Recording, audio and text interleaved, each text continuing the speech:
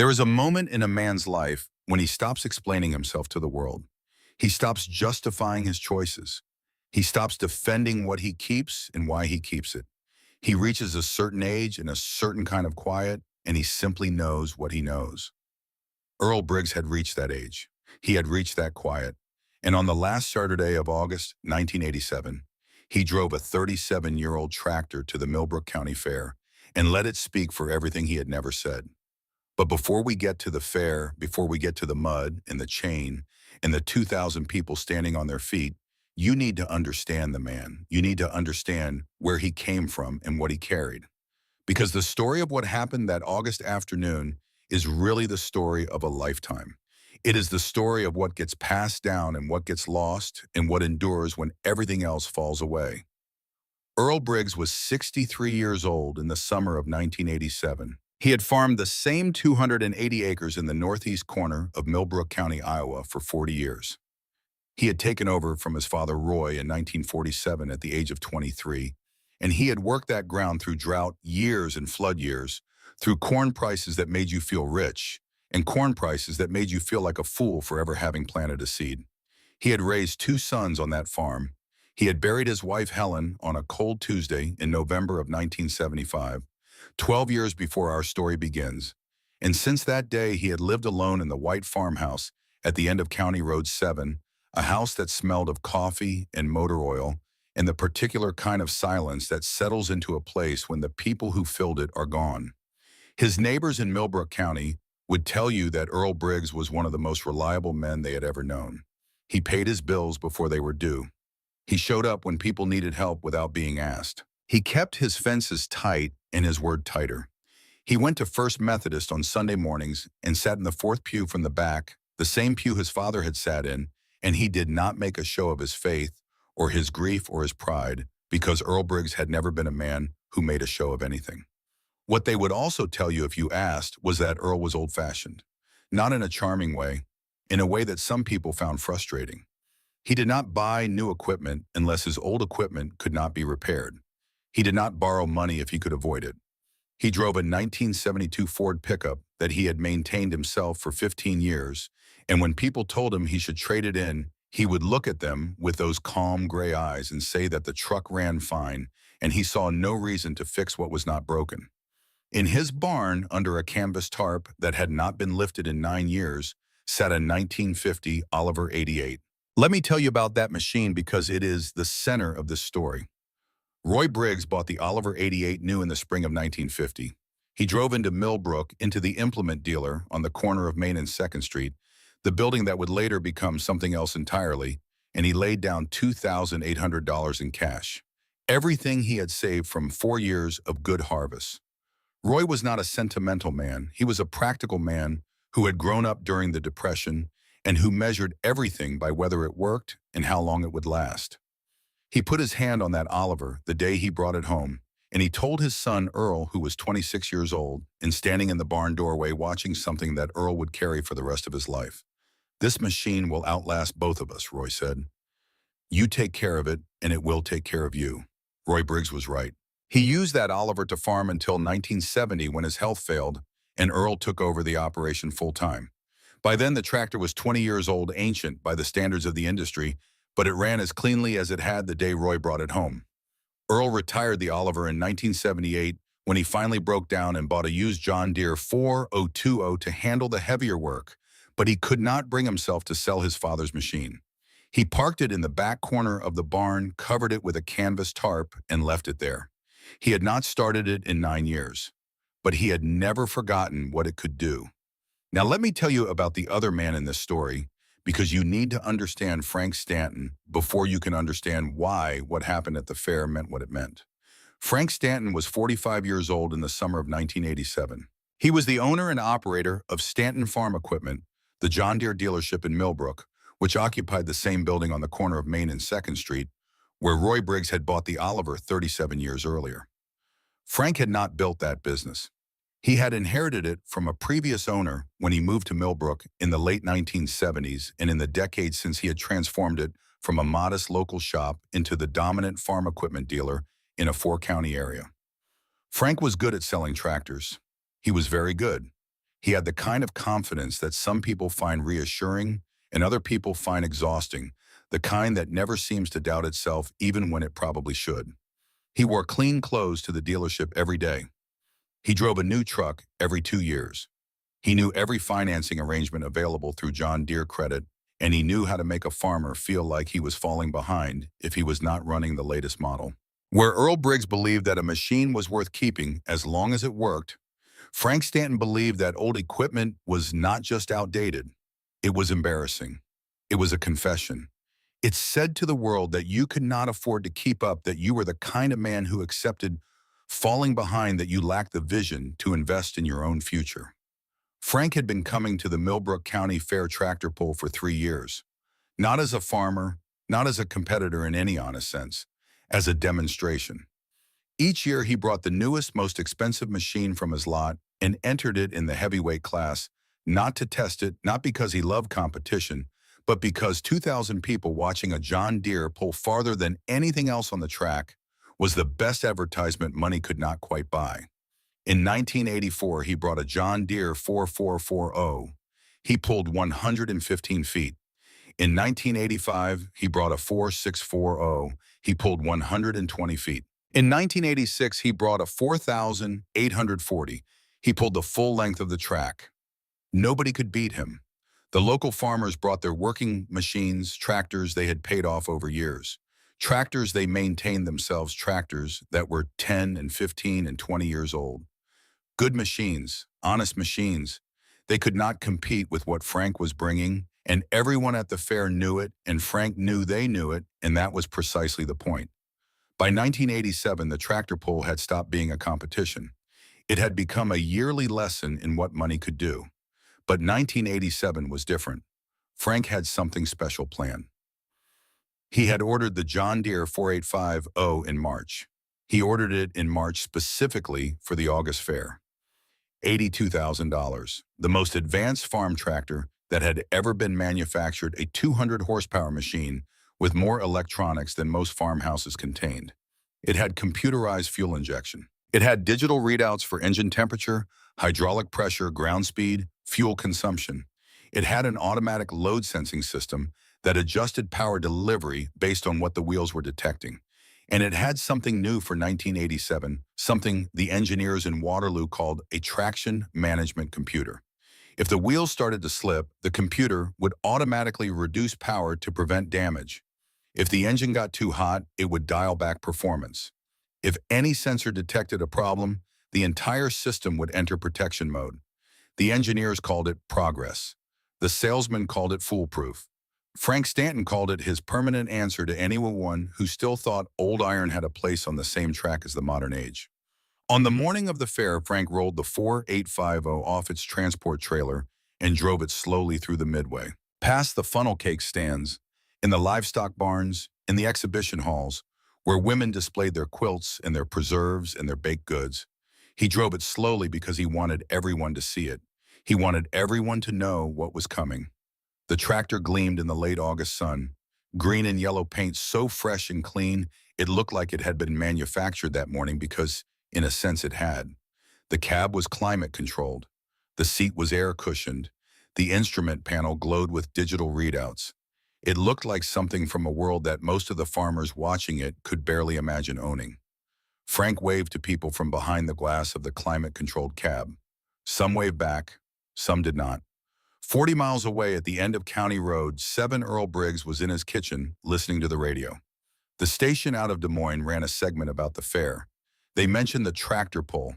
They mentioned Frank Stanton and the John Deere 4850. They played a clip of Frank speaking to a reporter that morning in the Midway parking lot. "There will not be much competition this year," Frank said on the radio. "There has not been much competition for a few years now. When you are running the best equipment available, that is just what happens." Earl listened to the clip. He set his coffee mug on the counter. He looked out the kitchen window at the barn for a long moment. Then he turned off the radio and walked outside. The morning was cool, the kind of morning that reminds you summer is almost over, that the light is already changing, that the days are already getting shorter. Earl walked across the yard and through the barn door and back to the far corner where the canvas tarp was. He had walked past it hundreds of times in the past 9 years. He had never touched it. He pulled it off now. The Oliver 88 sat in the filtered barn light exactly as he had left it. Faded green paint worn down to bare metal in places. Tires cracked with age but still holding their shape. The exhaust pipe held on with a length of baling wire. A tractor that looked at first glance like something that belonged in a different century, which in a sense it did. Earl walked around it slowly. He checked the oil. He checked the coolant. He found the fuel he had stored and he filled the tank. He checked the tire pressure and found it low, but not dead. He pumped each tire by hand. Then he climbed up onto the seat, the same iron seat his father had sat on, the same seat Earl had learned to drive on when he was 12 years old, and he pulled the choke and pressed the start. Nothing. He tried again. Nothing. He climbed down and checked the connections. He cleaned the carburetor jet with a piece of wire. He checked the spark plugs and found one fouled and replaced it from a box in the corner of the barn, a box he had kept stock for a machine he had not touched in 9 years because Earl Briggs was that kind of man. He climbed back up and pulled the choke and pressed the start again. The Oliver coughed. It rattled.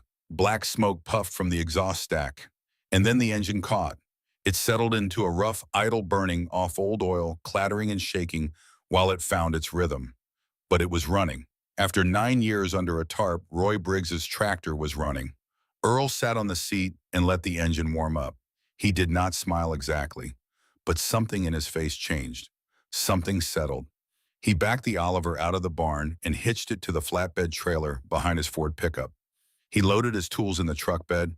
He went inside and changed into clean work clothes and poured the rest of his coffee in the sink and locked the farmhouse door. Then he drove to the Millbrook County Fair.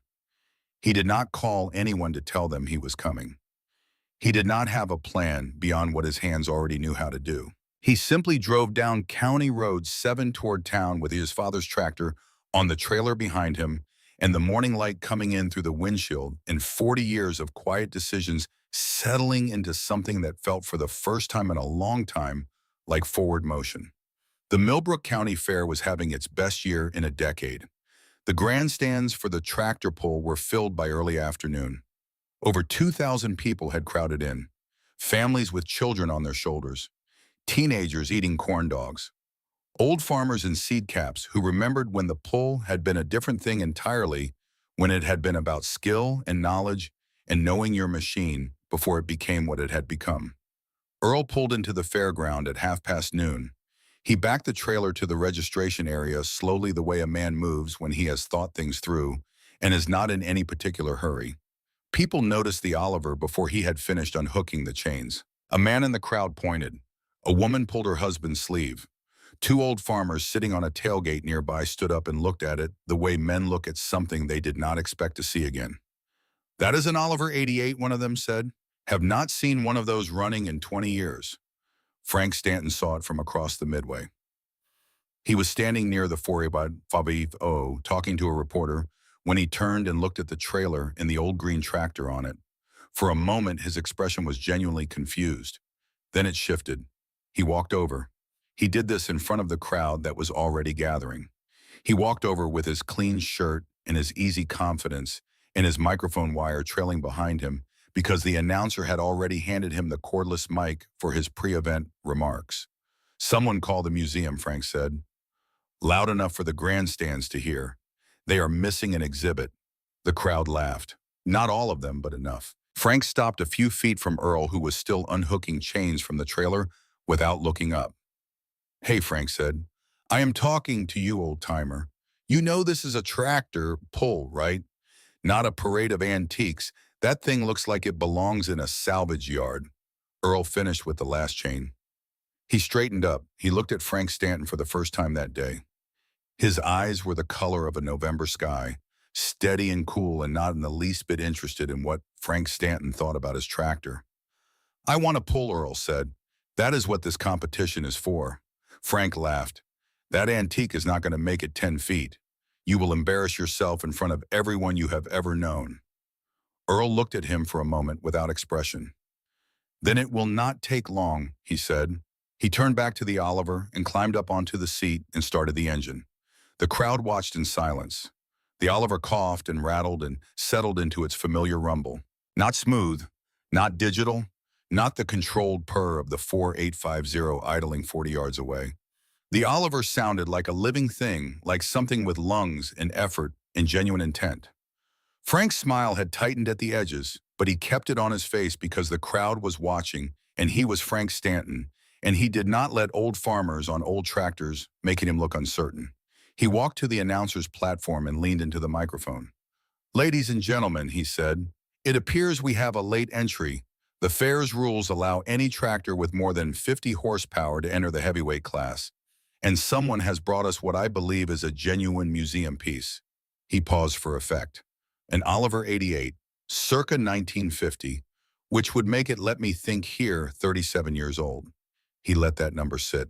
37 years old, and it is here to compete with a 200 horsepower John Deere 485.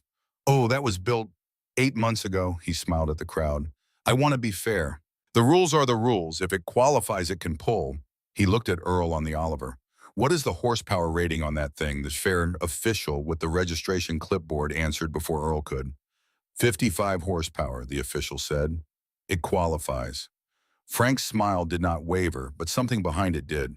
He had pushed for the 50 horsepower minimum rule 3 years earlier, arguing that the competition needed to be accessible to all sizes of farm operation. He had argued for it because, at the time, no one was running anything under 80 horsepower, and he assumed the minimum was irrelevant.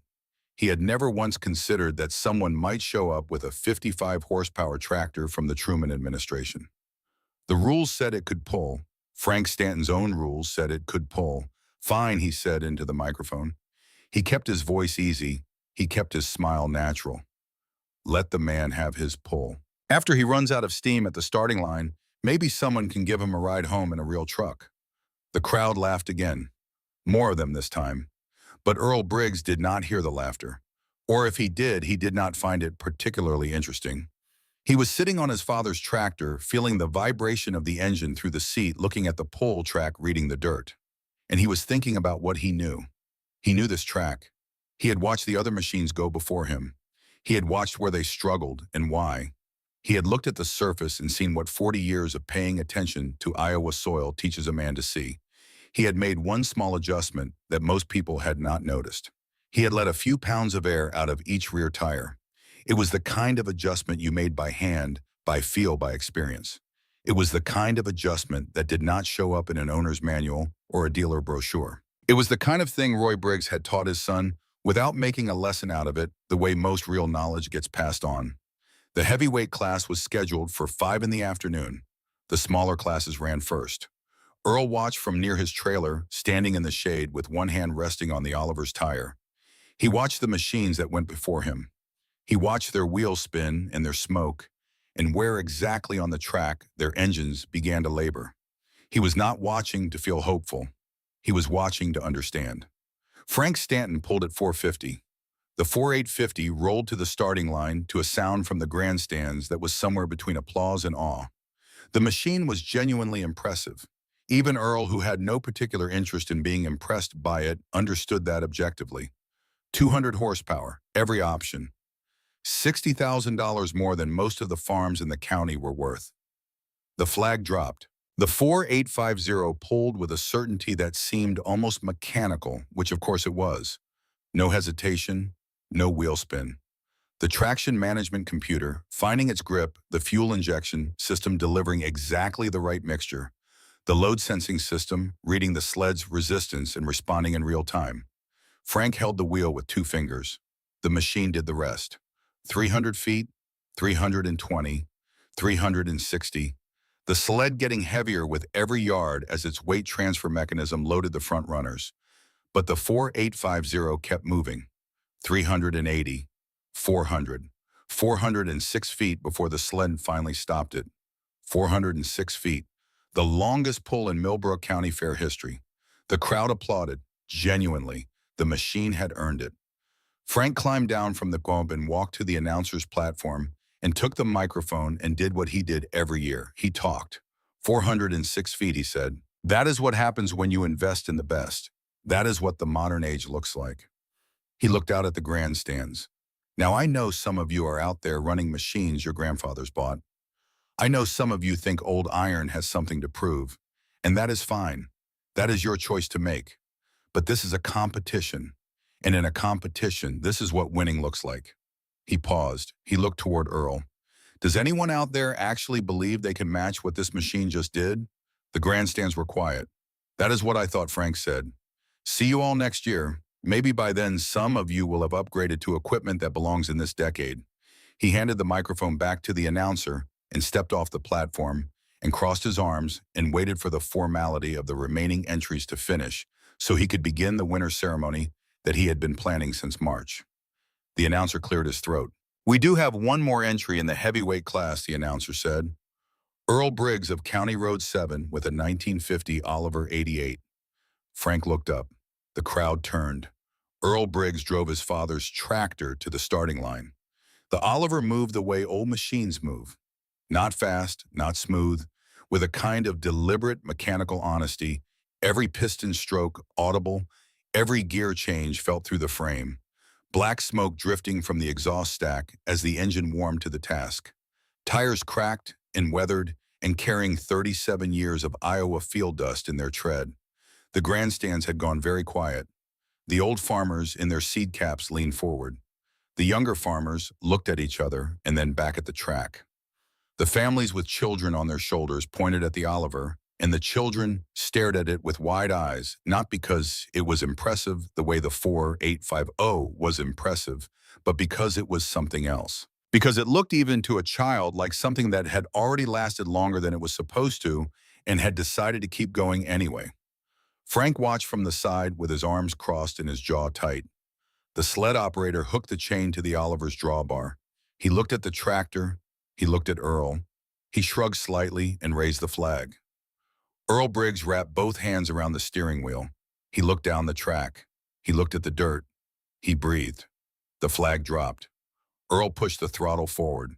The Oliver roared.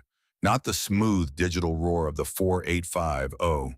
Something rougher and louder and more alive, the sound of an engine built, before anyone had thought to quiet it, built to work rather than to seem effortless. Black smoke poured from the stack. The rear wheels bit into the hard-packed dirt at the starting end of the track. The sled moved. 10 feet, 20, 30. The crowd made a sound. 50 feet, 70, 100. The grandstands began to stir. 150 feet. The Oliver shaking with effort, now the whole frame vibrating at a frequency you could feel in your teeth if you were standing close enough. But Earl held the throttle steady. He did not back off. He did not let the machine decide what was possible. 200 feet, 250. People were standing. 300 feet. The track softening, now the surface looser, the sled weight increasing with every yard as the transfer mechanism did its work. This was where the other machines had begun to struggle. This was where the smart money said the Oliver would stall. 320 feet, 340. The Oliver's wheels began to spin slightly, throwing mud. The engine pitch changed, climbing, pressing at its limit. Earl read the sound, the way his father had taught him to read it, the way 40 years of listening to engines under load had made instinctive.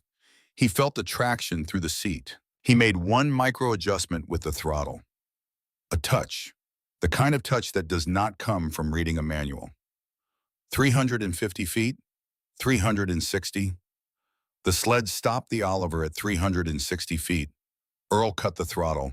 The engine dropped back to idle. The crowd erupted, not politely, not in the way people applaud something they expected. In the way people react to something they did not believe they were going to see. People were shouting. People were grabbing each other's arms. Two old farmers in the front row of the grandstand were standing and clapping with their hats in their hands and something on their faces that looked from a distance very much like relief. 360 feet, 46 feet short of Frank Stanton's record. Short of winning, but 60 feet farther than anyone had pulled against Frank in 3 years of trying. Earl shut off the engine. He climbed down from the seat. His face was calm. But if you had been standing close enough to see his eyes, you would have seen something there. The specific, quiet satisfaction of a man who has been told for a very long time that he is wrong and has just demonstrated in front of everyone who told him that he was right. Frank Stanton was no longer smiling. He was looking at the track. He was looking at the crowd on its feet. He was feeling something he had not felt in 3 years of bringing the newest machine to this fair. He was feeling the particular discomfort of a man who has confused owning the best equipment with being the best man. The announcer reminded the crowd that the rules of the Millbrook County Fair tractor pull allowed every competitor 2 attempts. The best pull of the two counted as the final score. Earl Briggs had pulled 360 feet on his first attempt. To beat Frank Stanton's record of 406 feet, he would need to find 47 more feet somewhere. He stood at the edge of the track and looked at the ground. He looked at what the afternoon had done to the surface. He looked at where the mud was and how deep it went, and what the machines that had come before had done to it. He looked at the ruts from the 4850, which had cleared a path through the soft section, but also destroyed the firm surface that had existed before. He thought about what his father had said, not in a sentimental way, not in the way of a man reaching for comfort, but in the practical way of a man who is trying to solve a specific problem and is drawing on the best information available to him. Mud needs grip more than power, Earl remembered. You are not fighting the mud. You are using what is underneath it. He walked back to the Oliver. He checked the tire pressure again. He knelt beside the rear wheel on the left side and pressed his thumb into the sidewall and felt the give and let a little more air out. Not much. An amount that could not be measured with a gauge, but that Earl Briggs could feel with 30 years of adjusting tires in spring fields. He stood up and looked at the track one more time. Then he looked at Frank Stanton. Frank was at the other end of the staging area talking to his service technician, gesturing at the 4850 with short, sharp movements. Whatever they were discussing, Frank did not look like a man who was confident. He looked like a man making adjustments he had not planned to need to make. Earl watched him for a moment. Then he looked back at the track. "Your pull first," Earl said loudly enough to be heard across the staging area. He said it without turning around, without drama, without any particular emphasis on the words. He said it the way a man states a fact. Champion pulls last. That is the tradition. Frank turned and looked at him. His expression shifted through several things quickly. Then his jaw set. "Fine," Frank said. He walked to the 4850 with the deliberate stride of a man proving that he is not bothered. "Fine, I will show everyone here what a real tractor does." He climbed into the cab. He started the engine. The digital displays lit up. The climate control hummed. 200 horsepower waited behind the throttle, organized and managed and distributed by more computing power than NASA had used to put men on the moon 18 years earlier. The grandstand settled back into their seats for Frank Stanton's second pull. And that is where this story turns.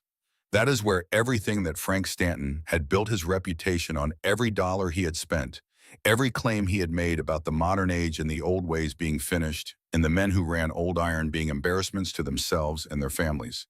That is where all of it began to unravel. Not because of anything Earl Briggs did, because of the mud. Because of what happens when you build a machine so sophisticated, so thoroughly protected against every possible form of damage and failure that you have also built it to fail in the one situation a working machine will always eventually face: the situation of actual work. The flag dropped on Frank Stanton's second pull, and the Millbrook County Fair and everyone in it leaned forward to watch. The 4850 lunged forward the way it always did, with certainty, with the kind of mechanical authority that 200 horsepower and $82,000 produces when everything is working the way it was designed to work. The crowd watched it go and felt what they always felt when they watched Frank Stanton pull: a reluctant acknowledgement, a recognition that whatever else you thought about the man, the machine was real. 100 feet. The sled moved easily. The traction management computer, reading the surface, distributing power to the wheels that had grip, pulling back from the wheels that were beginning to lose it. The fuel injection system delivering precisely the right mixture for the load. Everything talking to everything else in the language of sensors and processors and feedback loops. 150 feet. 200. The crowd was watching but not yet standing. They had seen this before. They knew the 4850 could go 200 feet. The question was always what came after 200 feet. The question was always the mud. 250 feet. The surface was still firm here. The 4850 was barely working. Frank held the wheel loosely in his climate-controlled cab and watched his digital readouts, and felt the seat beneath him adjusting its air pressure to compensate for the vibration of the track, and thought about the winner's ceremony and who from the county paper would be there to photograph it. 300 feet, the mud began. Not dramatically, not all at once. The way mud always begins, which is gradually, which is the way most dangerous things begin. The surface that had been firm and packed became something else. The wheels that had been gripping began to find less to grip. The sensors that had been reading stable conditions began to read instability.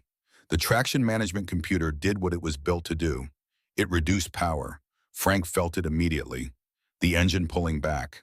The forward momentum softening.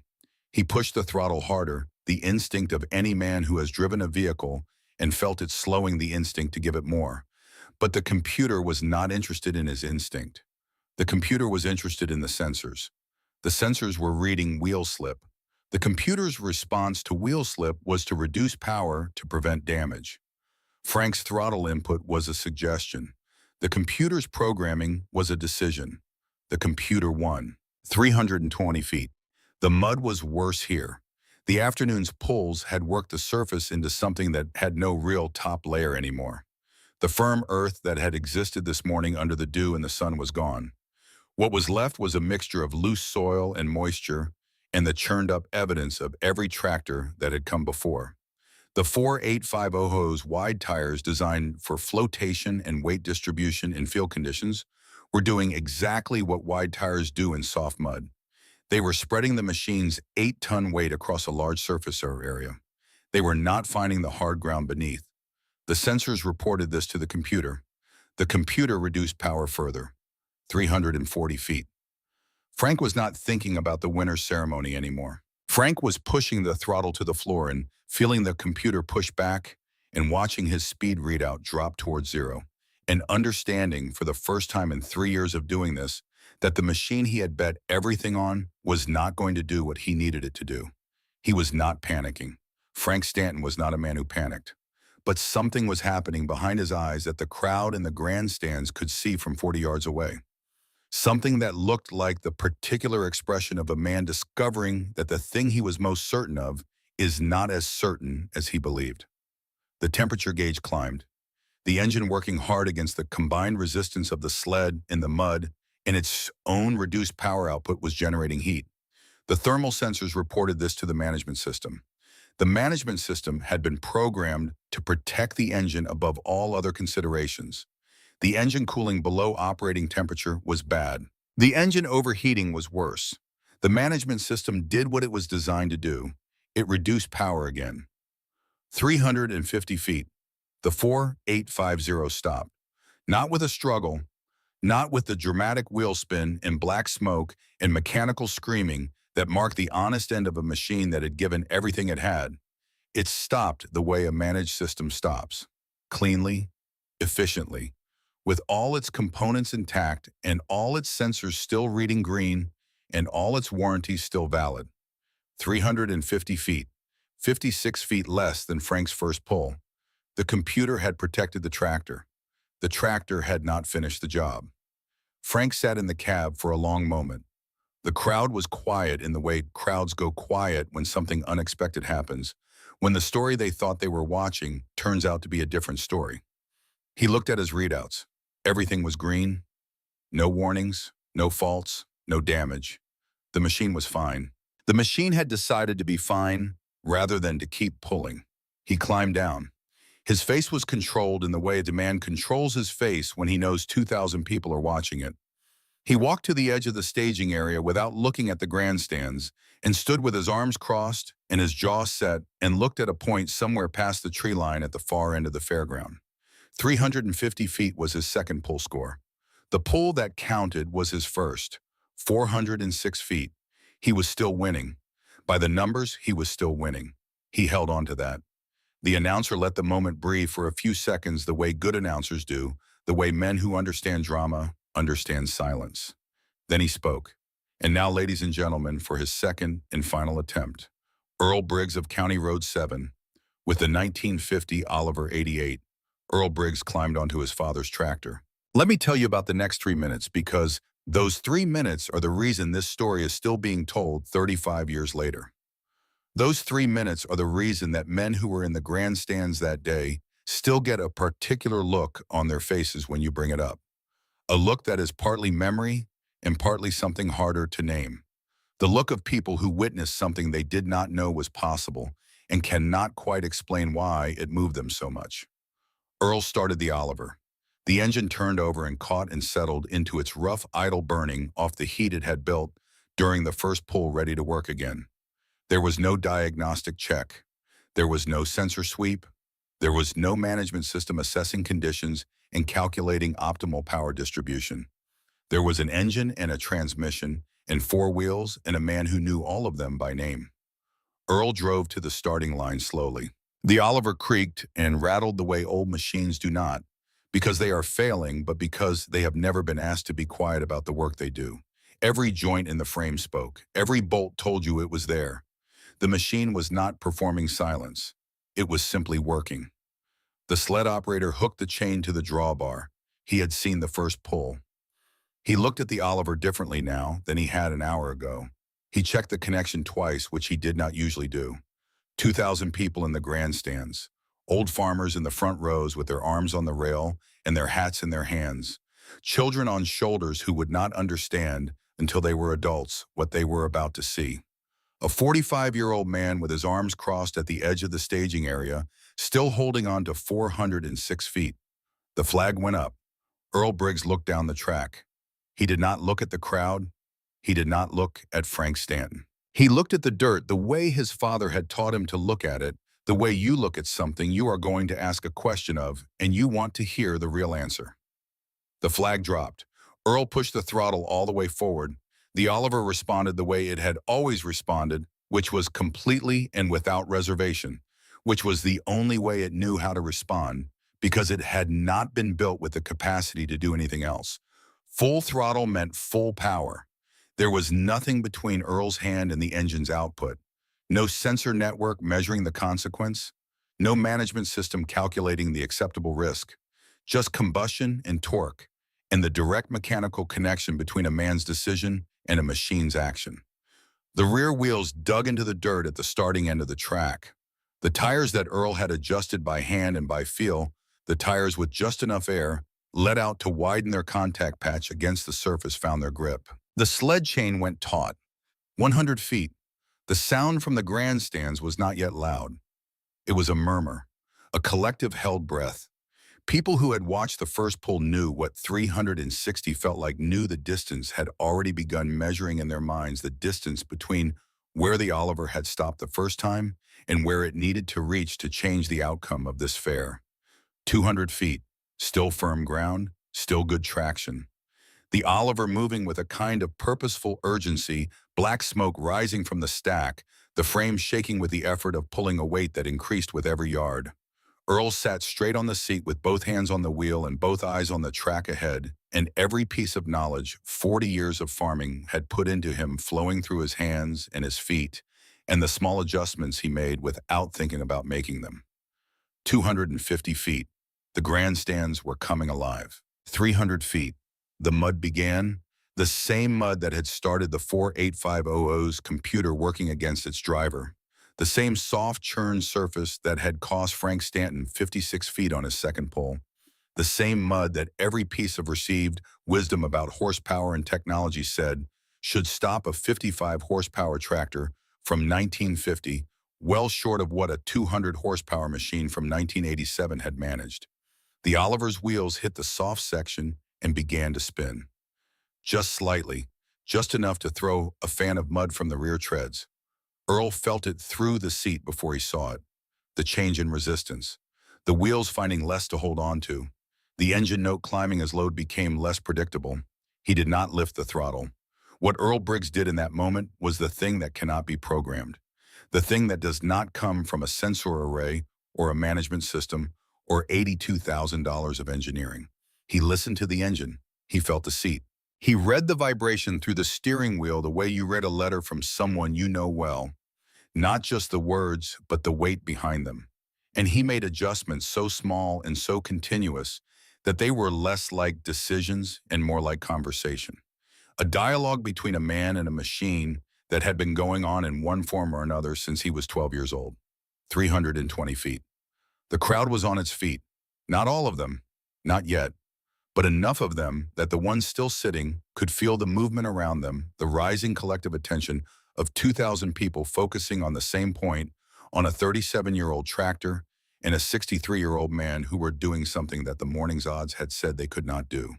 340 feet, 360 feet, matching the first pull, the point where the Oliver had stopped before, the point where the sled had beaten it an hour ago. Earl drove through it without ceremony, without acknowledgement, the throttle still down, the wheels still turning, the engine still giving everything he was asking it to give. 370 feet. The grandstands erupted. That is not an exaggeration. The sound that came out of those 2,000 people was not applause. It was not cheering in the organized sense. It was the sound of people who have been holding something in, releasing it all at once. It was the sound of something believed being confirmed. It was the sound of an argument that had been running for years about the old ways and the new ways and what was worth keeping and what should be thrown away, being resolved in 37-year-old iron and Iowa mud. 380 feet. Frank Stanton was no longer looking at the tree line. He was looking at the track. His arms had uncrossed. His expression had moved through controlled and past careful and arrived at something that had no name, but that anyone who has watched someone else be right about something they dismissed would recognize. 390 feet. The Oliver was barely moving now. This is the part that people who were there always talk about first, before they talk about the numbers or the outcome or what happened after. They talk about how slow it was, how the tractor was moving at a speed that you could walk beside, how the sled, which had now transferred nearly all its weight to the front runners, was a dead mass that the Oliver was pushing against the physical limits of what 55 horsepower could do against gravity and friction and mud. They talk about how Earl did not move, how he sat on that iron seat with both hands on the wheel and his throttle hand steady and his body absolutely still in the way of a man who has decided something and has finished deciding it. 400 feet. The Oliver made a sound, a deep mechanical groan from somewhere in the drivetrain, a sound that was either the machine finding a new register of effort or the machine approaching the end of what it could give. People in the front rows of the grandstand heard it and went still. The kind of still that happens when you are not sure what you are about to witness. Earl heard it too. He heard it and he recognized it. He had heard that sound before, not from the Oliver specifically, but from machines under maximum load machines being asked for the last thing they had. He knew what it meant. He also knew something else. He knew this machine. He had grown up with this machine. He had driven it as a boy sitting on his father's lap before he was old enough to reach the pedals alone. He knew its sounds the way you know the sounds of a house you have lived in for decades, which ones are warnings and which ones are just the voice of something working hard. This was not a warning. This was the Oliver telling him it was still there. He kept the throttle down. 401 feet, 402 feet. The grandstands were making a sound that the announcer would later describe into a recorder held by the county paper reporter as the loudest thing he had heard in 30 years of calling fairs. 403 feet. The sled stopped. The chain went slack. The Oliver's wheels spun freely in the mud. The resistance gone, the load done, the contest over. Earl cut the throttle. The engine dropped back to idle. The smoke from the stack thinned and drifted in the August air. 403 feet, 3 feet short of Frank Stanton's record, 3 feet short of the longest pull in Millbrook County Fair history. Earl sat on the seat for a moment after he cut the engine. He did not raise his arms. He did not turn to the crowd. He looked down the track at where the sled had stopped. He looked at the mud. He looked at the distance. His face was the same face it had been when he drove to the starting line. Calm, still. The face of a man who has done what he came to do and is at peace with what it was. Then he climbed down.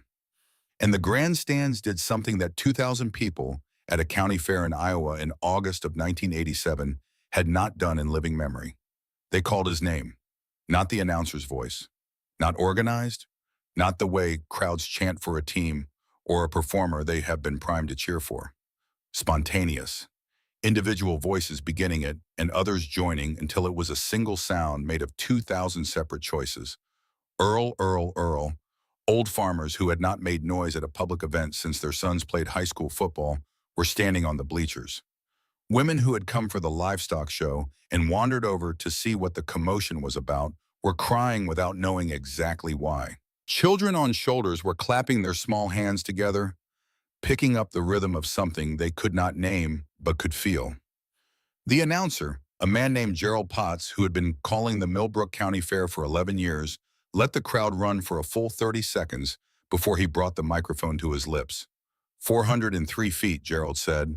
Earl Briggs, Oliver 88, 1950. He let that sit. The official winner of the 1987 Millbrook County Fair heavyweight tractor pull is Frank Stanton with the pull of 406 feet. The crowd heard this. They understood it. They did not argue with it.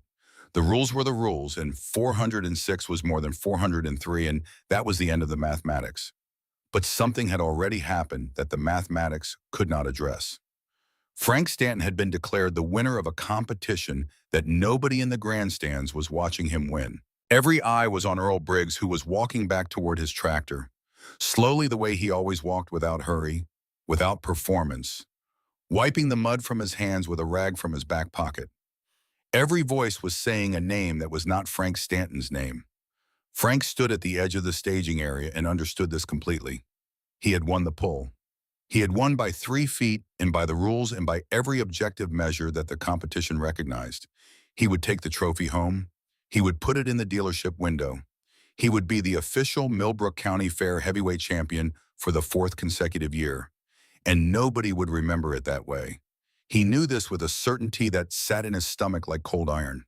He could see it in the faces of the people in the grandstands. He could hear it in the sound of his name not being called. He had spent 3 years coming to this fair to win an argument about the old ways and the new ways, about what was worth investing in and what should be left behind. And in the span of 3 minutes and 403 feet of Iowa mud, a 63-year-old man on a 37-year-old tractor had made the argument irrelevant. Not by beating him, by nearly beating him with something that was not supposed to be able to come close. Earl reached the Oliver and stood beside it, and people from the grandstands were coming down now, climbing over the rail, and walking onto the staging area.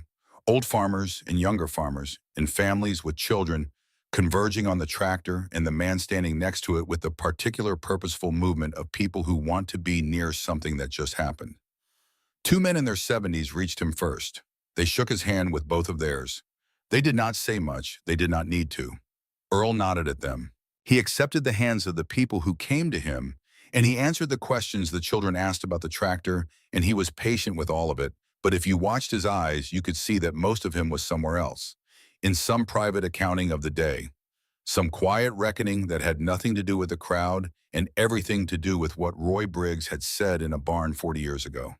This machine will outlast both of us. It had outlasted Roy. It had come 3 feet from outlasting Roy's argument about what was worth keeping and what was worth trusting and what a man could rely on when the ground went soft and the conditions turned against him. 3 feet. Earl was not a man who dwelled on 3 feet. He was a man who knew the difference between what he could control and what he could not. He had pushed the throttle down. He had kept it down when the engine groaned and the crowd gasped, and every reasonable assessment of the situation said to let go. He had given the machine everything it was asking for, and the machine had given him everything it had. 3 feet was the distance between what was possible and what was needed. He could live with that distance. He had lived with distances like that his whole life. The distance between the rain that came and the rain that would have saved the crop. The distance between the price corn brought and the price it needed to bring. The distance between the years he had with Helen and the years they should have had. 3 feet was nothing. 3 feet was just the shape this particular day had taken. He was thinking about this standing beside the Oliver with a small boy of about 7 sitting on the seat pretending to drive it when he heard the sound from the pull track. A familiar sound, the sound of an engine working against resistance without moving. The particular note of wheels spinning in place, the pitch that changes when rubber finds no purchase. Cycling between effort and slip going nowhere. Earl looked toward the track. The John Deere 4850 was stuck. It had happened during Frank's attempt to drive off the track after his second pull. The ruts that the afternoon's competition had dug into the soft section ruts that the 4850's own second pull had deepened and widened, had caught the front wheels of the machine as Frank tried to steer back to the staging area. The tractor had settled into those ruts the way heavy things settle into soft ground when you stop paying attention slowly and then completely. Frank had tried to drive out, the wheels had spun, the traction management computer had detected the spin and reduced power. Frank had pushed the throttle harder.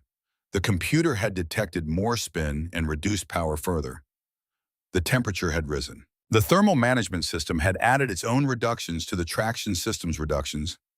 The 4850 sat in its self-dug hole and performed with perfect mechanical efficiency the act of not moving. Frank had climbed down and was standing beside the tractor, looking at it with the expression of a man who cannot decide which of several terrible thoughts to think first. His service technician was there. Two fair officials were there. Someone had gone to find a tow truck, but the fair's tow truck was a half-ton pickup that had been purchased in 1979, and 8 tons of John Deere in deep mud was not a problem. A 1979 half-ton pickup could solve. The other competitors had loaded their machines and left. Their tractors were on trailers heading back to farms across 4 counties. There was nothing in the staging area that could move the 4850. Nothing except the Oliver 88. Earl stood at the edge of the track and looked at the stuck machine for a long moment. He looked at the ruts. He looked at the mud. He looked at the position of the 4,850 and the angle of the front wheels and the depth of the hole it had made for itself.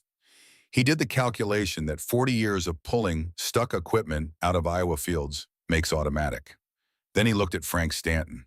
Frank was looking back at him. Whatever Frank had expected this day to produce, it had not included this. It had not included standing next to his $82,000 flagship tractor stuck in mud in front of 2,000 people, while 63-year-old Earl Briggs from County Road 7 looked at the situation with that calm gray gaze and made him feel, without saying a single word, like a man who needed help he did not know how to ask for. "I can pull it out," Earl said. The words were quiet. Earl did not use a microphone. He was not speaking to the crowd. He was speaking to Frank Stanton man to man, the way men who live in farming country speak, when there is a practical problem to be solved, and the only question is whether pride is going to be allowed to make it worse. Frank said nothing for a long moment. Around them, the crowd that had come down from the grandstands was still. The fair officials looked at Frank, and then at Earl, and then at each other. The reporter from the county paper had his notepad out. The service technician was looking at the ground. "You will just get stuck." "Two," Frank said finally. "The ground is too soft. That machine is not heavy enough to get traction." Earl looked at the track again, at the specific path between the worst of the ruts and the firmer soil he could see along the left edge of the pull lane. He looked at the angle he would need to take to position the Oliver's drawbar behind the 4850 without putting his own wheels in the deepest section. "I know this machine," Earl said. "I know what it can do." Frank looked at the Oliver. He looked at Earl. He looked at his own tractor sitting in the hole it had dug for itself, and in the expression that crossed his face in that moment, you could see the entire weight of the afternoon pressing down on him. The pulled record that nobody was celebrating. The competitor he had mocked in front of 2,000 people who had come within 3 feet of beating him. The $82,000 machine that had quit rather than keep pulling and was now sitting helpless in the mud it had made. He nodded. He did not say yes. He did not say thank you. He did not say anything. He just nodded once, the smallest possible acknowledgement, and looked away, and that was enough. Earl climbed onto the Oliver. He started the engine and let it warm for 30 seconds, listening to it, feeling the idle settle into its familiar rhythm. Then he drove carefully onto the track, reading the surface as he went, staying left, where the ground was firmest, angling toward the 4850, with the precision of a man who has threaded equipment through difficult ground in the dark, in the rain, and every variety of bad condition that Iowa farming produces. He backed the Oliver until the drawbars were aligned. A fair official scrambled to connect the chain between the two machines, the 1950 Oliver and the 1987 John Deere, 37 years of progress linked by 12 feet of logging chain. Earl looked back over his shoulder at the 4850. He looked at the angle. He looked at where the firm ground was. He made one last small adjustment to his position, moving the Oliver 18 inches to the left, putting his rear wheels on a patch of surface that had not been churned by the afternoon's pulls. Ready, he said. It was not a question. It was a statement addressed to the machine behind him and the ground beneath him and the chain between them. He engaged the clutch. The Oliver's engine note changed immediately, climbing from idle to load, from rest to work, the way Earl had heard it climb 1,000 times in 40 years of farming. The rear wheels found the firm ground he had positioned them on and pressed into it. The chain went from slack to taut in one smooth motion. For a moment, nothing happened. The 4850 was 8 tons of metal sitting deep in mud that had been worked and reworked by a full afternoon of heavy machinery. The mud had dried slightly at the surface and softened further beneath. The tractor was not merely stuck on top of the ground. It was embedded in it. The Oliver pulled. Its wheels did not spin, they pushed. Against the ground Earl had chosen against the angle he had set the 55 horsepower that Roy Briggs had paid $2,800 for in 1950 applied itself to the problem with the same quality it had always applied itself to problems, which was completely. The chain stretched tight as a bowstring, 1 inch, 2 inches. The 4850 moved. Not dramatically. Not with the explosive lurch of a machine that breaks free all at once. It moved the way things embedded in mud move when the force applied to them is steady and patient and correctly aimed. It moved because the Oliver was not spinning its wheels and losing energy to heat and noise. It was converting every bit of its output into forward motion, into traction, into the simple physical fact of pulling. 3 inches, 6 inches, a foot. The crowd made a sound. 2 feet. The 4850 was moving, now not settled back into its hole, actually moving. The front wheels were up out of the deepest part of the rut, finding the surface of the track, beginning to bear the machine's weight again. The Oliver kept pulling, 4 feet, 5. The 4850 rolled forward out of the mud that had held it and onto the firmer ground at the edge of the pull lane and kept moving until it was clear, until it was back on the solid packed earth of the staging area, until it was free. The chain went slack. Earl cut the throttle. The Oliver idled down. He sat on the seat for a moment and looked at where the 4850 was now standing and where it had been and the path between them, and he nodded once to himself, the private nod of a man confirming something he already knew. The crowd erupted for the second time that afternoon. This time it was different from the first time. The first eruption had been the sound of people witnessing something unexpected, the surprise of possibility.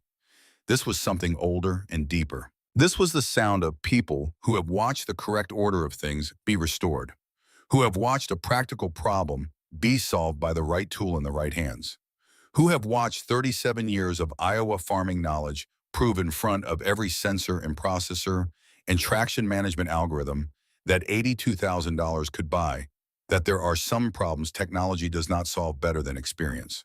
Frank Stanton stood beside his tractor with his hands at his sides. He looked at Earl Briggs unhooking the chain from his drawbar. He looked at the Oliver. He looked at the mud.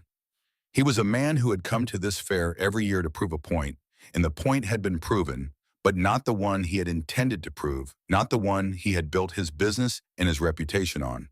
The point that had been proven was the opposite point. It had been proven by 3 feet and a chain and a man who knew his machine. Frank opened his mouth. Earl had already turned away. He was walking the Oliver back toward the staging area, guiding it along the firm edge of the track, not looking back. He did not need to hear what Frank Stanton had to say. He had not come to the Millbrook County Fair to hear what Frank Stanton had to say.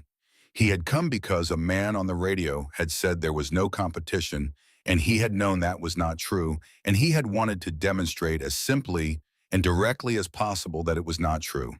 He had demonstrated it. The rest was not his business. He drove the Oliver back to the trailer and shut down the engine and climbed down and stood beside it in the late afternoon light, the sun lower now, the heat of the day beginning to ease the smell of fried food and cut grass and diesel, mixing in the August air the way it always did at the Millbrook County Fair. People came to him. He shook hands. He answered questions. He was patient with the children and respectful with the old farmers and brief with the reporters. But what he was really doing in the space between the handshakes and the questions was listening. Not to the crowd, not to the announcer reading the official results for the record, not to the fair officials discussing the creation of a new category that would be announced that evening. He was listening to the Oliver, to the cooling tick of its engine in the August air, to the small sounds a machine makes when the work is done and it is returning to rest, to the particular voice of a thing that was built to last and has lasted and knows it. His father had been right. The machine had outlasted both of them, and it was not finished yet. The official results were posted on the board outside the announcer's booth at 6:15 that evening. Frank Stanton, 406 feet, heavyweight champion, Millbrook County Fair, 1987. The numbers were correct. The mathematics were sound. By every rule, the competition recognized Frank Stanton had won. His name went in the record book.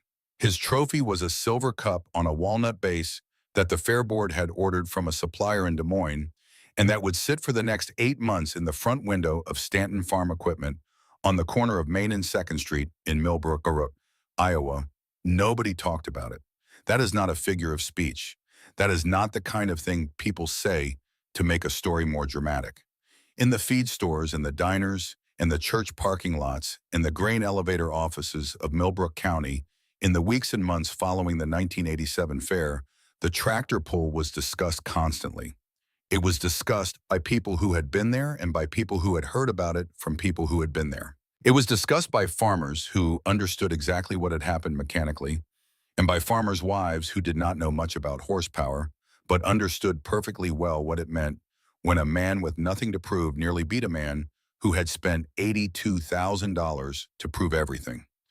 In all of those conversations, Frank Stanton's name came up the way the name of the weather comes up, as context, as the condition that made the real story possible.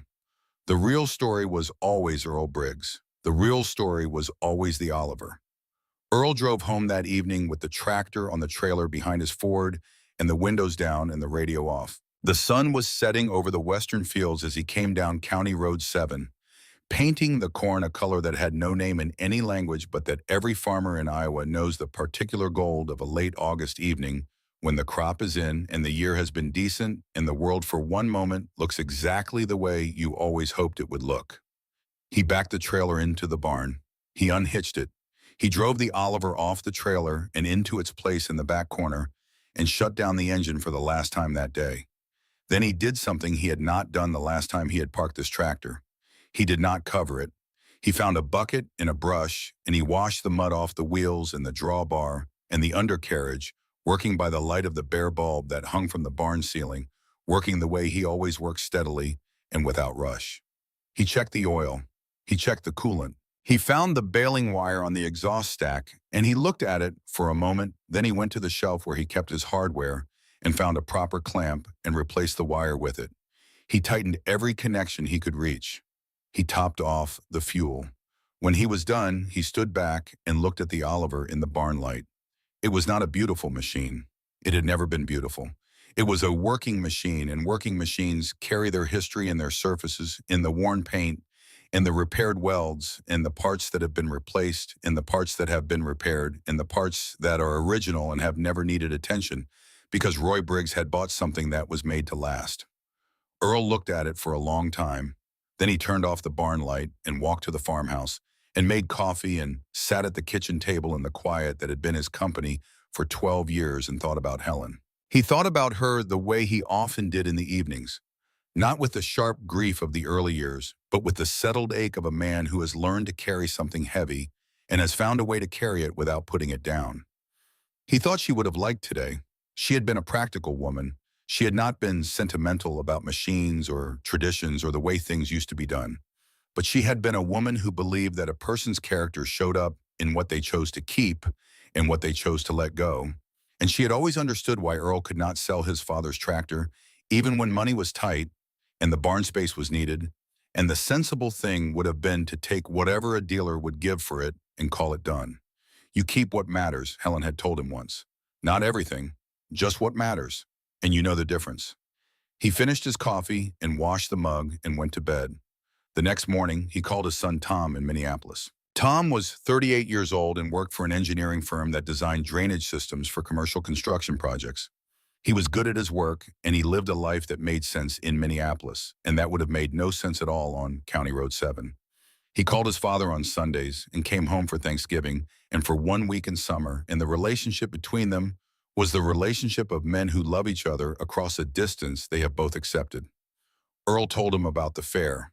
He told it the way he told most things, without embellishment, in the order the events had happened. Tom listened without interrupting, which was not his usual habit.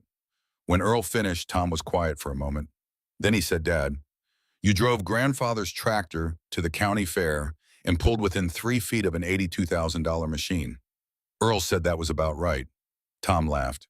Not the polite laugh of a son being supportive. The real laugh of a man who has just heard something that delights him down to the bone.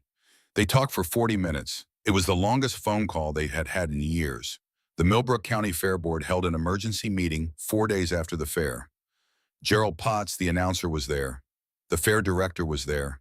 3 members of the board were there, all of them farmers, all of them men who had been in the grandstands on that Saturday afternoon. They discussed what had happened and what it meant for the competition going forward and what the fair owed to the people who had come to see it. The discussion was not long. The conclusion was not complicated. They created a new category, the heritage class, open to any tractor manufactured 30 or more years before the competition date. Its own division, its own trophy, its own place on the day's program. Not an afterthought, not a consolation, a genuine class with genuine standing in the fair's official record. They sent a letter to Earl Briggs at the end of County Road 7, informing him that he had been named the inaugural Heritage Class champion and that his name and the Oliver specifications would be entered in the fair's permanent record. Earl read the letter at the kitchen table. He folded it and put it in the drawer where he kept the documents that mattered. The trophy came 2 weeks later, a brass plaque mounted on a piece of oak, the wood cut from a tree that had come down in the fairground during a storm the previous winter. The inscription read, "Millbrook County Fair Heritage Class Champion, Earl Briggs, Oliver 88, 1950. Proof that the old ways still work." Earl set it on the mantel above the fireplace in the farmhouse living room, between a photograph of Roy and a photograph of Helen, and that is where it stayed for the rest of his life. Frank Stanton left Millbrook in the spring of 1988. He sold Stanton Farm equipment to a competitor from Waterloo in February, reportedly at a loss that people who knew the numbers estimated it at somewhere between $15,000 and $20,000. He sold his house on Elm Street. He forwarded his mail. He did not say goodbye to many people, and the people he did say goodbye to reported that the conversations were brief and that Frank seemed like a man who had already left in every way that mattered and was just completing the paperwork. The John Deere 4850 was sold at auction in March. It brought $60,000, $22,000 less than Frank had paid. The buyer was a farm operation in southern Minnesota. They used it for field work. They never entered it in another tractor pull. The building on the corner of Main and 2nd Street was sold to the Waterloo competitor and became a different dealership with different signage and a different man behind the desk who had not grown up in Millbrook and had no history with the county fair and no particular interest in proving anything to anyone. The annual heavyweight tractor pull at the Millbrook County Fair went on. Other men brought other expensive machines and competed against other working farmers with other practical machines, and the results varied from year to year in the way that honest competitions vary. Nobody dominated the way Frank Stanton had dominated. Nobody tried to. And every August in the heritage class that had been created because of what happened on a Saturday afternoon in 1987, Earl Briggs drove his father's Oliver 88 onto the pull track and pulled. He won the heritage class the first year. He won it the second year. By the fourth year, the heritage class had attracted enough entries from across 4 counties that winning it required genuine preparation and genuine skill, which suited Earl perfectly because genuine preparation and genuine skill were the only kinds he had ever known. He won 14 times. Nobody in the heritage class beat him in his lifetime. This is the part of the story where the mathematics of years begins to accumulate, where the specific August afternoons blur together into a single continuous image of an old man on an old tractor doing the thing he knew how to do year after year, while the world outside Millbrook County changed in ways that accelerated and then accelerated again, and eventually became a kind of change that the people who remembered 1987 had no framework to measure.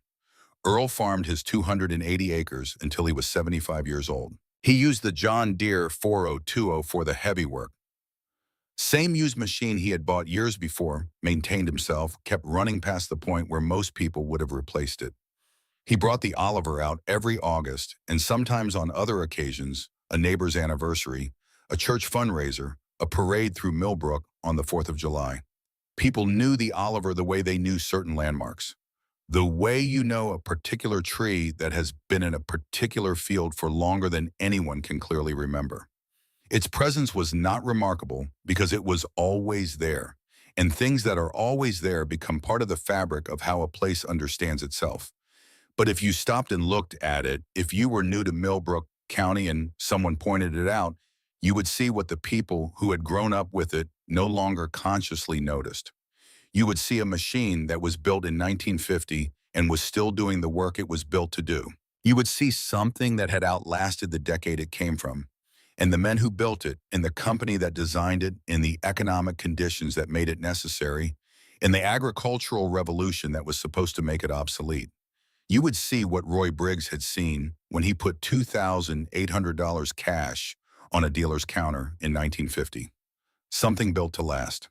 Earl Briggs died on a Thursday morning in September of 2001. He was 77 years old. He had farmed the last of that season's crop the week before and had come in from the field and eaten lunch and sat in the chair by the living room window and closed his eyes and did not open them again. The doctor said his heart had simply stopped. The doctor said it the way doctors say it when there is nothing else wrong, when a man has not been sick, when his body has simply reached the end of the time it was given and chosen a quiet moment to acknowledge it. Tom came home from Indianapolis the next morning. He stood in the farmhouse and looked at the mantel above the fireplace at the brass plaque between the photographs, and he stood there for a long time without moving. He made the arrangements the way Earl would have made them, without excess, without show. He called the people who needed to be called and answered the questions that needed answering, and went through the practical steps that the end of a life requires. And in all of it, he was his father's son in ways he had not fully understood until he was doing the work of it. The funeral was on a Saturday. Half of Millbrook County came. People who had farmed alongside Earl for 40 years. People whose fathers had farmed alongside Roy. People who had been in the grandstands in 1987. And people who had heard about 1987 from people who had been there. The church held 300, and there were people standing outside. The pallbearers drove tractors from the church to the cemetery 3 miles away. 3 John Deere machines, newer models belonging to neighbors who had offered them. And the Oliver 88, which Tom had spent 2 days preparing, cleaning every surface, checking every fluid, replacing what needed replacing. The Oliver had not been started in 14 months since the previous August Heritage class. Tom had been uncertain whether it would run. It ran on the second attempt. He had driven it to the church himself, following the route his father had driven it every August for 14 years. The same roads, the same turns, the same fields on either side, still green in the September warmth, the corn not yet harvested, the sky, a deep cloudless blue that felt on that particular morning like a deliberate choice. The procession moved at tractor speed, which is to say slowly, which is to say at the pace of men who understand that some journeys should not be rushed. The Oliver at the front, carrying what it carried, its engine running in the cool September air, with the same rough, honest voice it had always had. People stood on the roadside as it passed. Old farmers took off their hats. Some of them had been standing in the same spot when Earl drove this machine to the fair in 1987, though of course neither they nor Tom knew that with certainty. They buried Earl Briggs next to Helen in the cemetery on the east side of Millbrook, in the plot that had been purchased 40 years before, but against the day it would be needed. The service was brief. Tom spoke. A neighbor spoke. The minister spoke. Nobody who was there remembered the specific words afterward, which is how it usually goes. What they remembered was the Oliver parked at the cemetery gate with its engine off, and the silence after the engine stopped, and the way that silence felt like the right sound for the moment. Tom drove back to Minneapolis on Sunday evening. He had a bum and a life and obligations that could not wait indefinitely. But he came back the following weekend, and the weekend after that. He began making arrangements, the kind that take time and require decisions and involve conversations with lawyers and accountants about what is practical in what is possible and what a person can afford to take on. He took over the farm. This surprised people who knew him, which is to say it surprised everyone in Millbrook County, because Tom Briggs had left at 22 and built a life in the city and never given any particular sign that he intended to return. His colleagues at the engineering firm in Minneapolis were surprised. His friends were surprised. Tom himself, if he was honest about it, was somewhat surprised. But when he stood in the farmhouse at the end of County Road 7 and looked at the 280 acres his grandfather had worked and his father had worked for 4 decades, when he looked at the barn and the equipment and the particular quality of the light on that land in the morning, he understood something that had not been available for him to understand when he was 22. He understood that some things have weight that only reveals itself when you are the one responsible for carrying them. He learned to farm, not from scratch because he had grown up on this land, and the knowledge was in him the way a first language is in you, even when you have not spoken it in years. But he learned the current practice of it, the updated methods, the newer understanding of soil chemistry and water management and crop rotation. He took what was useful from what was new. He kept what was proven from what was old. He maintained the 402, the way his father had maintained it. He brought the Oliver out every August. He did not win 14 Heritage Class championships. He won 7 in his first decade, which was a respectable record, and which the old farmers who remembered Earl nodded it with the specific approval of people who know what a standard looks like and recognize when it is being honored. In the summer of 2005, Tom received a letter from a museum in Des Moines. The museum was a serious institution, a place that documented agricultural history in the upper Midwest with genuine care and genuine scholarship. The letter was written by the museum's director of acquisitions, a man named William Carver, and it was respectful and specific and clearly researched. Carver knew the history of the Oliver 88 at Millbrook. He knew about 1987. He knew about Earl and Roy and the Heritage Class and the 14 championships. He offered $50,000. Tom read the letter at the kitchen table in the same chair where Earl had sat with the same view out the window toward the barn. He read it twice. $50,000 was more than the farm's equipment had cost in total, more than the value any appraiser would have placed on a 1950 utility tractor, regardless of its history. By any financial measure, it was a serious offer made in good faith. Tom put the letter in the drawer with the other documents that mattered and called William Carver at the museum. Carver answered on the second ring. He was a careful, thoughtful man who chose his words, precisely the kind of person who has spent his professional life trying to convince families to part with things they do not want to part with and has learned to make the case clearly without pressure. He made the case, the historical significance, the preservation opportunity, the number of people who would see it, the permanence of museum documentation versus the uncertainty of continued private ownership. He made it well. Tom listened to all of it. Then he said, "I appreciate what you are doing. I understand why you want it. But I need to tell you something about this machine." He told Carver about his grandfather buying it in 1950 and what Roy had said in the barn. He told him about 1987 and Frank Stanton and the mud in the chain. He told him about the funeral procession and the Oliver at the cemetery gate and what it had meant to stand there and watch it. He told him about the 14 championships and the 7 more, and the particular sound the engine made when it caught on a cold August morning, and what that sound did to him when he heard it. Carver was quiet for a moment after Tom finished. "That is a remarkable history," he said, "which is exactly why it belongs in a place where people can experience it properly." Tom thought about this. He thought about what properly meant. He thought about a tractor in a museum behind a rope, or behind glass with a placard describing its history in the past tense in the language of things that are finished. "It is not finished," Tom said. He said it the way his father would have said it, without drama, as a statement of fact. "My grandfather bought this tractor in 1950, Tom said. "He told my father it would outlast both of them. He was right. It outlasted him, and it outlasted my father. If I take care of it the way they took care of it, it will outlast me too.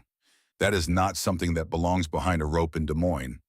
That is something that belongs in a barn on County Road 7, where it can keep doing what it has always done." There was a pause.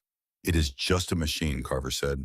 The words were gentle. He was not arguing. He was saying what he believed with genuine respect for the man he was saying it to. Tom looked out the kitchen window at the barn.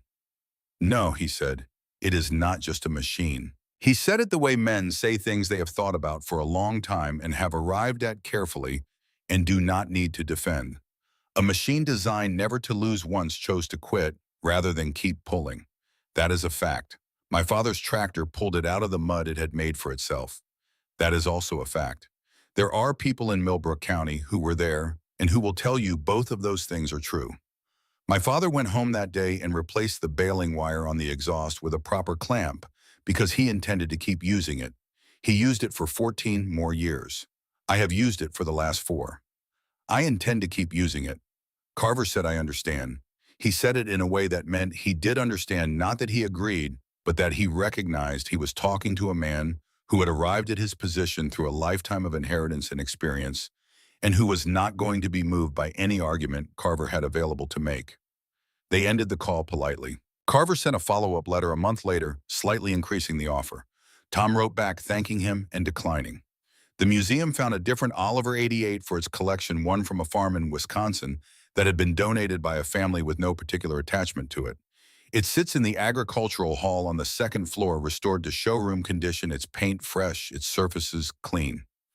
It is a fine exhibit. It tells the story of an era accurately and thoughtfully. It has never pulled anything. The Oliver on County Road 7 pulled the Millbrook County Fair Heritage Class in 2005 and won. Tom was 46 years old that August morning when he drove it to the starting line, and people in the grandstands who were old enough to remember his father noticed things about the way he sat on the seat and held the wheel that made them go quiet in a particular way. The way you go quiet when you see something you recognize. There is a photograph from that year taken by the same county paper reporter who had been there in 1987. An older man now with a different camera and the same instinct for the image that matters. The photograph shows Tom Briggs on the Oliver at the end of a pull mid-dismount, one hand on the steering wheel and one foot on the ground, looking back at the track the way Earl used to look at it, with the private accounting of a man who has asked his machine for something and received it. The reporter sent Tom a copy of the photograph with a note that said simply, "Like father, like son." Tom framed it and put it on the mantle next to the brass plaque and the photographs of Roy and Helen and Earl. The Millbrook County Fair Heritage Class still runs every August. The Oliver 88 is still entered. The engine still starts on the first or second attempt, which for a machine built 75 years ago is either a testament to the engineering of a different era or to the specific attention of 3 generations of men who understood that some things are worth maintaining past the point where the world says you should have let them go. Tom Briggs is 66 years old now. His son Daniel, who grew up in Minneapolis and moved to Millbrook at 32, in a decision that surprised everyone who knew him, in the same way Tom's decision had surprised people a generation before, learned to farm the same ground Roy and Earl and Tom had farmed. He learned to check the Oliver's oil before he started it. He learned to listen to the engine and read the vibration through the seat and make the small adjustments that the machine requires to give what it has to give. He has not yet entered the heritage class on his own. He has stood beside the Oliver on the track at the starting line, and he has watched his father pull, and he has seen what 2,000 people look like when they are watching something that they did not expect to still be true. He knows the story. He knows all of it. He knows Roy walking into the implement dealer in 1950 and putting down cash for a machine he believed in. He knows Earl in the barn pulling the tarp off after 9 years and the engine catching on the 3rd try. He knows the sound of 403 feet and the chain going taut between the Oliver and the stuck machine in the mud, and what it meant that the old one pulled the new one out and not the other way around. He knows because Tom told him the way Earl told Tom and Roy told Earl. Not as a lesson, not as a speech, as a story told in pieces over years, the way stories that matter get told. At the kitchen table after dinner, in the barn during a repair. On the seat of the Oliver itself, Daniel as a boy, the way Earl had been a boy small enough that his feet did not reach the pedals. "This tractor will outlast both of us," Tom told him once, sitting in the barn in the evening light. Daniel had nodded. He was 12 years old. He did not fully understand yet what the words meant or what they cost or what they required. But he heard them the way a child hears the things that adults say with a particular weight. He stored them in the place where things that matter get stored. He will understand them in full someday. When he is the one responsible. When he is the one in the barn at night, checking the oil and listening to the cooling engine, and thinking about the men who sat on the same seat before him. When he is the one who has to decide what is worth keeping and what can be let go and how you know the difference, he will understand them the way Roy understood them when he paid cash for a machine he believed in. The way Earl understood them when he pulled a tarp off in a barn at dawn because a man on the radio said there was no competition. The way Tom understood them standing in a farmhouse looking at a check for $50,000 and a life's worth of continuity and choosing the continuity. The Oliver 88 is in the barn on County Road 7. It has been there with one exception on a Saturday afternoon in August 1987 and the August that followed for 75 years. The paint is faded in ways that cannot be corrected without destroying something true about the surface. The tires are not original. Various parts have been replaced and repaired and improvised with the practical ingenuity of men who know that keeping something running is not the same as keeping it unchanged. It has been changed constantly, changed by use and repair, and the specific attention of people who understood that care is not preservation.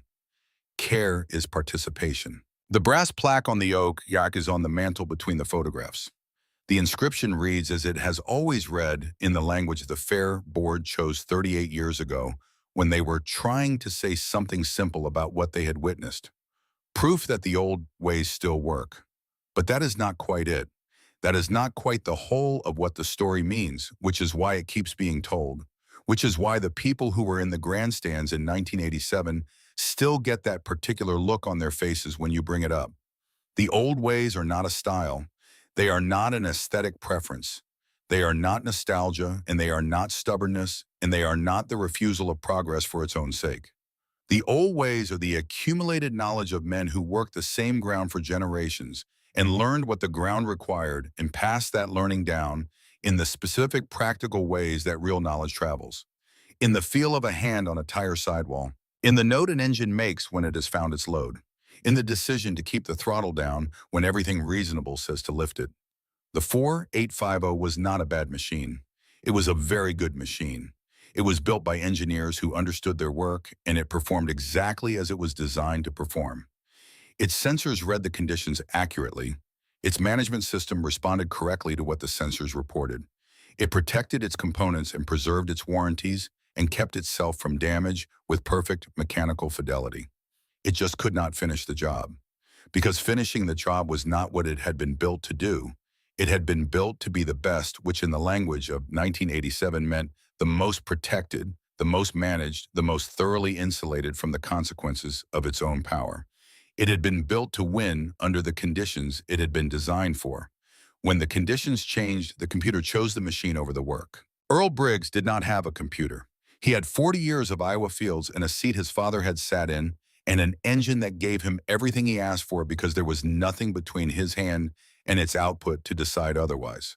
When the mud came and the engine groaned and the crowd went still, he kept the throttle down because he knew the difference between a machine that was failing and a machine that was working at the edge of what it had.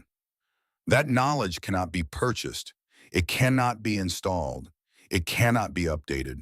It lives in the hands and the ears and the particular patient attention of men who have spent their lives in dialogue with the ground beneath them and the machines that work it. Roy Briggs knew it. He put $2,800 cash on a counter because he recognized it in iron and steel. Earl Briggs knew it. He drove 40 miles with a 37-year-old tractor on a trailer because he recognized it in himself. Tom Briggs knows it. He turned down $50,000 because he recognized it in a machine that was not finished yet. Daniel Briggs is learning it. On the seat of the Oliver in an Iowa barn, with his feet not quite reaching the pedals, in the years before he is old enough to understand what it will cost him and what it will give him to carry this forward. The engine will start on the first or second attempt the way it always does. The pull track will be dirt and summer in the particular weight of an August afternoon in Iowa. The throttle will go all the way down, and the Oliver will pull.